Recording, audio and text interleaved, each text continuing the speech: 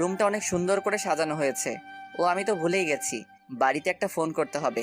তারপর আম্মুর কাছে ফোন দিলাম, সাথে সাথে রিসিভ করলো। হ্যালো আম্মু, কেমন আছো?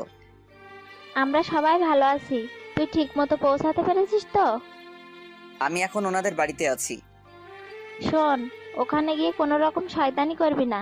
ভালো করে মন দিয়ে লেখাপড়া করবি। পেতনিটা কোথায়? এই তো আমার পাশেই আছে। তুই চলে যাওয়ার পর থেকেই মন খারাপ করে বসে আছে। আচ্ছা, ওকে ফোনটা দাও। এই নে ধর, তোর ভাইয়া কথা বলবে। ও হাত থেকে ফোনটা নিল। তা আমার পেতনি বোনটার কি হয়েছে? মন খারাপ কেন? আপনাদের তো ওর নাম বলতেই ভুলে গেছি। ওর নাম হচ্ছে রাজিয়া। এবার ক্লাস 10-এ পড়ে। তুই আবার আমাকে পেতনি বললি? তা তোর মন খারাপ কেন বল? তোর জন্য। ভাইয়া, তোকে অনেক মিস করছি।